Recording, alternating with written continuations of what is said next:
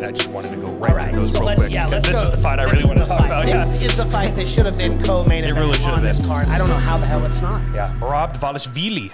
It took me a long time to learn how to say that last name right. Dvalishvili. Yeah, it's a Georgian last name. It's probably the most difficult one I've ever had to learn. And like, part honestly, of the Ray Longo team, the Longo Serra team. It's no longer Longo Serra. Okay, let's see if I bring that up. It's Longo Syndicate now. Longo Syndicate. Syndicate MMA down. So everyone, like, let's be real. Everyone's down in Vegas right now. Fucking New Jersey's still closed down. Like, of course, yeah. So they're not training. You got to go there. somewhere where you are allowed to train. Yeah, absolutely. You know? So they're all Syndicate MMA. Ray Longo makes the trip down. He's still their striking coach.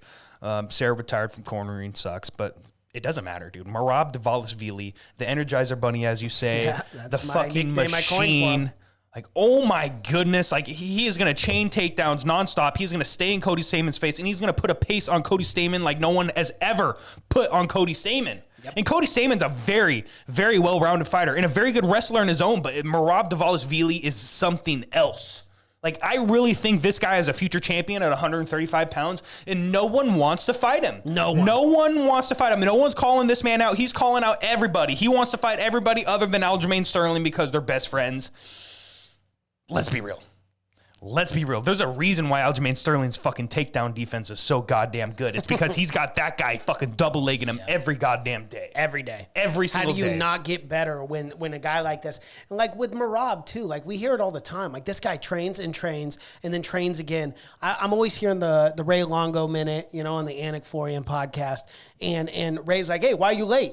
Oh, sorry, I was at the other gym sparring with these guys for an hour before practice even started. Ask Aljamain Sterling. Like, at the end of practice, they're all fucking gassed, tired. Aljamain Sterling's dead on the ground. Might I add, the bantamweight champion, the champion of this division, dead on the ground, tired. And Merab is still fucking going it out on the bag, still shooting double legs on random dudes. It's crazy. Yeah. The amount of cardio this man has, I don't think anyone's going to compete in that aspect.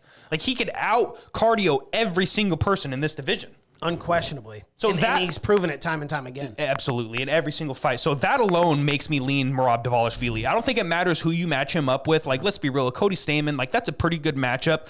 But, I mean, look at this bantamweight division, dude. There are fights that should have been made. You could have done Jose Aldo, a Cody Garbrandt, even a Dominic Cruz, a Frankie Edgar, Pedro anybody. That's the frustrating thing. That's the fight that Merab deserves. He deserves a top guy, in my opinion. But when you look at a guy like Merab, no one ever wants to fight the guy. Everyone's saying no. But everyone's saying no because they see what the task in front of them is. And no one wants that because no one wants to be brought into those murky waters, man. Mm-hmm. I mean, this guy will bring you there. He broke the record for takedowns.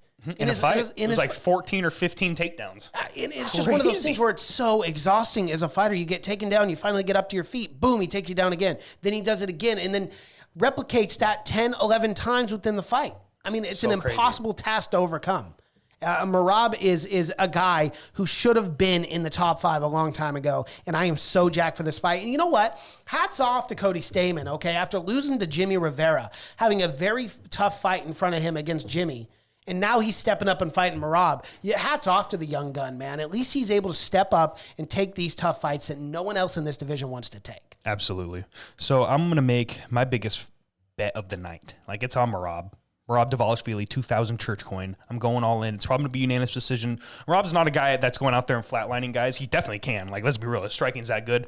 But he's just going to chain the takedown attempts, and he's going to break you. He is going to break your fucking will in the octagon. Doesn't matter how tough you are. Merab's going to find a way. Yeah, absolutely. I'm on the same page here. I'm putting 1,500 church coin on Merab Dvalishvili for the win. I think he's just the better fighter, man. And I hope this is the fight that kind of puts him on the map. I hope a lot of people watch this fight night because this guy deserves more name recognition, even though you can't say his name. It's really hard to say his name, but he's a phenomenal fighter, man.